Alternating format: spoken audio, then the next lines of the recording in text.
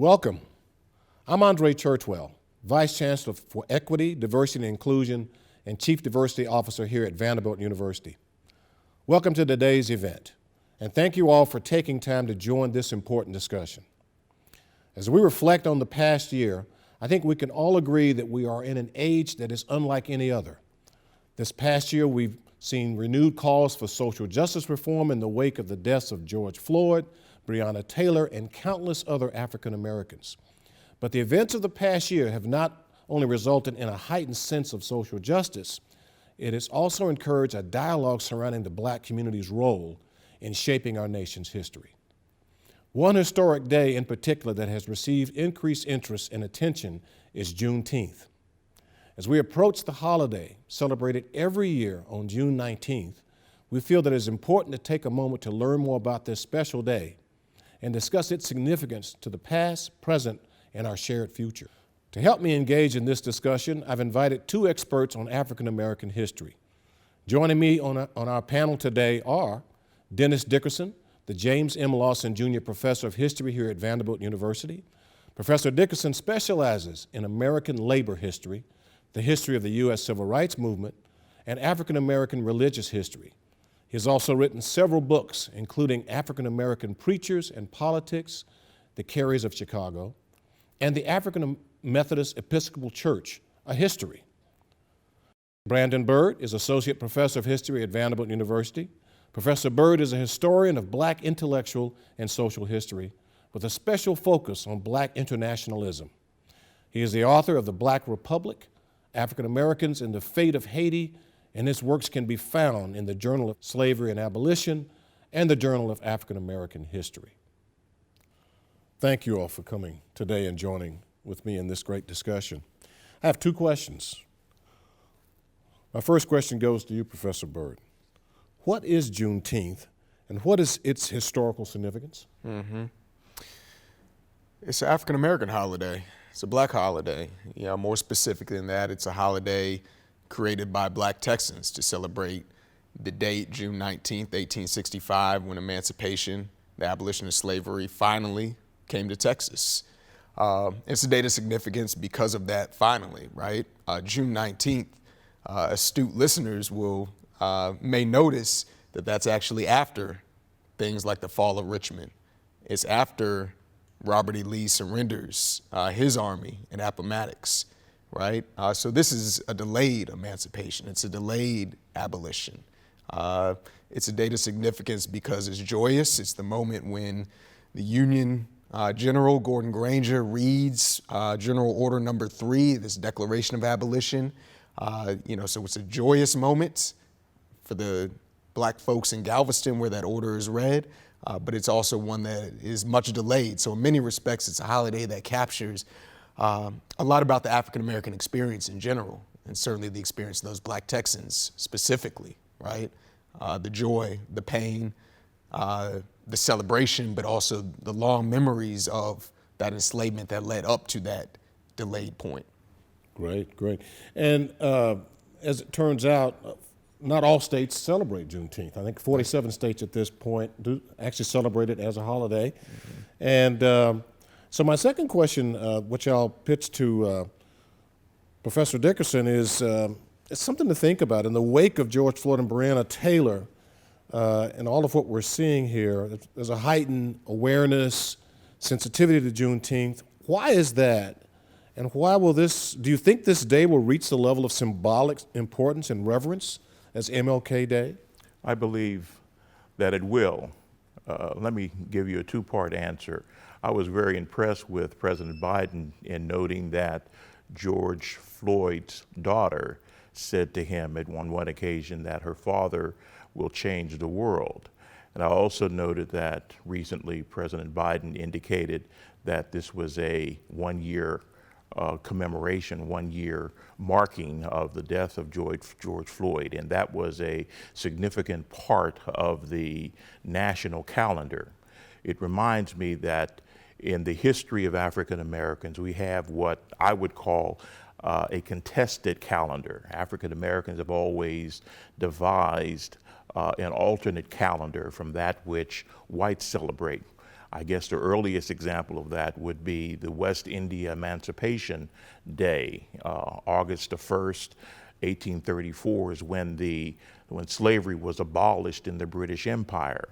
And African Americans, rather than celebrating the 4th of July during the antebellum period, celebrated West India Emancipation Day as their alternate celebration of national identity and national unity. Frederick Douglass alludes to that in his famous speech in Rochester in 1852. What is your 4th of July? What is that to us? What does that mean to us? So we've had this contested calendar, this alternate calendar, throughout the late 19th into the 20th century. African Americans regularly, annually celebrated Emancipation Proclamation Day, January 1st, 1863, when Lincoln issued the Emancipation Proclamation. And this celebration was viewed as a civic event. You always had a timely speaker talk about the Emancipation Proclamation and its ramifications and importance to black people on through the late 19th into the 20th century. The Juneteenth celebrations are a derivative of that larger Emancipation Day celebration that African Americans observed across the country. Another part of that, it's not a holiday, but it's a very important cultural marker. African Americans, beginning in 1900, when James Weldon Johnson wrote the lyrics to Lift Every Voice and Sing, and his brother J. Rosamond Johnson put it to music, that was known and sung as the Negro National Anthem. I went to an HBCU, Lincoln University in Pennsylvania, and we sang it at Lincoln University, even during the rise of the Black Power era.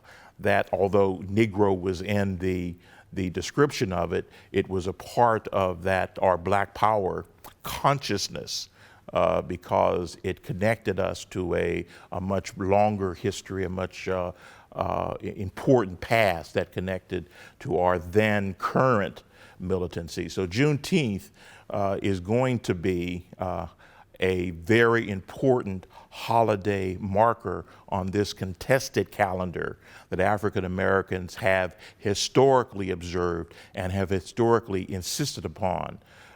Don't be surprised if the sad and tragic death of George Floyd joins that roster of markers on our calendar that we take note of and commemorate. That's spectacular.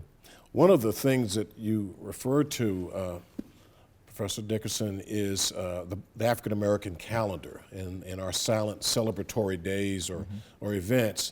Can we talk a little bit about what it was like in Jim Crow for us to celebrate anything? There's a discussion in Professor Reed's book, Juneteenth, about black folks having to be careful and not being too out in public celebrating Juneteenth because there were public whippings, public beatings on days that we celebrated. Can you talk a little bit about that? Absolutely, yeah. I mean, it's hard to say anything better than Professor Reed. But it's exactly right. So the first celebrations of Juneteenth, or it's called Emancipation Day, they occur, in the immediate aftermath of the Civil War. They occur during Reconstruction, right? This is an era where slavery, after the passage of the 13th Amendment to the Constitution, where legalized chattel slavery is no more, but to the minds of a large swath of white Southerners, they want it to be. They don't want it to be no more, right? And this is particularly true in a place like Texas, right, where, of course, Juneteenth comes from. Texans had held out, right? They're fighting after the surrender at Appomattox, right?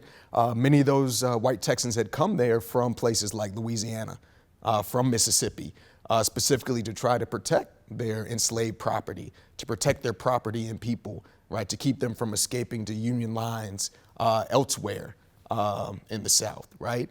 So they had brought them there specifically to try to cling to slavery, brought them to the westernmost part of the Confederacy, right?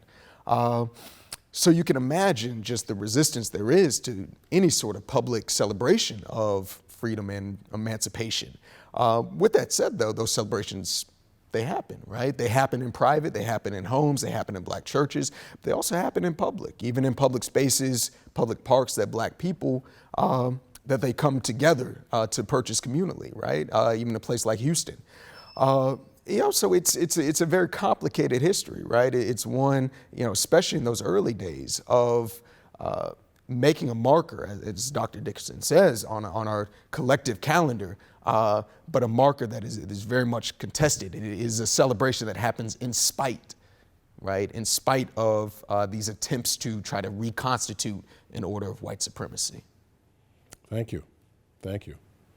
May I just build on something Please. that Dr. Byrd said, and that is there are public spaces, there are black public spaces that were nonetheless unknown or ignored by whites. At the same time that these Juneteenth celebrations were happening in Texas from 1865 onward, simultaneous to that, African Americans in Texas, as they did in other states, began to build an infrastructure of black institutions, black churches, black schools, black libraries, Black parks. a whole range of important cultural and educational and religious institutions in which that served as the glue for their respective communities throughout that huge space that's called Texas, and it's within these venues, public in one sense, but private in another sense, that where these Juneteenth celebrations not only were celebrated and pursued, but done in a peculiar sort of way, quite openly and publicly. The problem is that one of the things that segregation did, both formal and informal, is that Caucasians ignored what the goings-ons of black people. I'm reminded, and all of you would remember this, that when Bill Clinton was president of the United States, and one of the things for which he took great pride was that he knew all three stanzas of the Lift Every Voice and Sing. Yeah.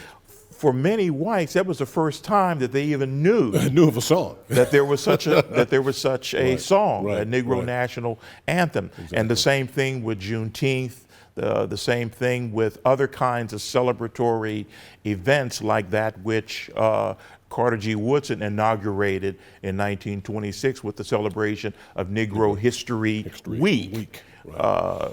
I had a elderly, my grandfather's first cousin, who was a black woman who was a teacher, finished college in the 20s. She gave me as a gift her textbook, The Negro in Our History by Carter G. Woodson, that she read in college, in the black college that she attended. So all of these cultural celebratory goings on in Texas and elsewhere throughout the nation took place consistently and publicly, sometimes with risk, because in the case of Juneteenth, this was celebration of a delayed emancipation, an emancipation that Texans didn't want to happen in the first place. Right. But other times, quite openly, in saying we recognize and we identify with who we are, and we celebrate the history that we have, both those important moments of joy, but also those moments of sadness and tragedy, like that which the George Floyd killing marks for us. We're very saddened, outraged by it. It'll resonate. But it's a marker. That day will be a marker. Will resonate. It's a marker, and it's an event now, I believe, think so. on our calendar. Yeah. Let me one thing, pivoting a little bit. There's a little bit of irony in Juneteenth, right? So blacks are brought there, as you so eloquently laid out, with the idea of sustaining slavery as it was in the South, the Southeast. At the same time, as the blacks are brought there was a resident marginalized group, the Native Americans. That's right, yeah. And so as they're hearing us celebrate Juneteenth, they remain incarcerated, sequestered, and and challenged, in terms of their own freedom. Can you talk a little bit about that? I mean, you're exactly right. I mean, these histories are completely intertwined. And in part, this is not necessarily the purpose of Juneteenth, but is one of the things that it encourages us to reflect upon is the intersections of both African American and indigenous history in this nation, right? Texas is it is a state with a deep history in the settler colonialism of Europeans and people of European heritage, right? That the first Anglo settlers come there in the 1820s, right into the 1830s. They come there with the explicit purpose of building a slaveholding society, right? One in which cotton production is going to be the pillar of the society. But they also come there with the invitation of the Mexican government. And the Mexican government is ambivalent about slavery and eventually will prohibit it. But what they are certain about is that these Anglo settlers can potentially be a sort of a buffer and help, in a sense, contain and even wage war upon the indigenous population in Texas, what then was a state of Mexico, in particular the Comanche, right? So you see those complete intersections, right? And of course, this is not necessarily unique to a place like Texas, but it is part of how we understand the intersections there, that in part the history of slavery is also one of waging war upon and removing indigenous folks. Absolutely. The thing that I think some people aren't quite aware of is Galveston being that port of entry and exit for cotton. Yep. It was probably still, it's a major port now for for transport, but boy, at the time it was one of the leading places where cotton would be exported. Yeah, I believe it's one of the largest cities in Texas. Yeah, and that probably fuels some of this too. Well, in addition to that, the African slave trade to the United States was abolished by the Constitution to take effect in 1808, but there were still about 54,000 African Americans who were smuggled into the United States, and they came through Galveston. I mean, that was the port of entry for those who were violating the slave trade ban. Yep. So it has that history as well. That's right. In that brief period of Texas independence, right, you get a precursor to the attempts the Confederacy will make to be a slaveholders republic, right? In that brief period of Texas independence, and they write a constitution where slaveholders cannot emancipate enslaved people without the explicit okay of the Texas Congress, where citizenship is restricted is barred from people of African and indigenous descent, where there are attempts to reopen the slave trade, right? So you get a preview, right? And exactly, it's coming through the very place where Juneteenth will become, a holiday, will become a moment of celebration. Irony, important irony, historical irony. Thank you again for joining us today, and especially our panelists for providing such tremendous insights into this discussion. We're thankful to both of you for sharing your knowledge surrounding this holiday and its importance. We hope you all found this discussion fruitful and informative, although we recognize that this by no means covers the extensive list of historically significant days that have long gone unrecognized. We hope that this will serve as a start of a new age of increased recognition and visibility. Thank you all again for joining us. Have a great rest of the day.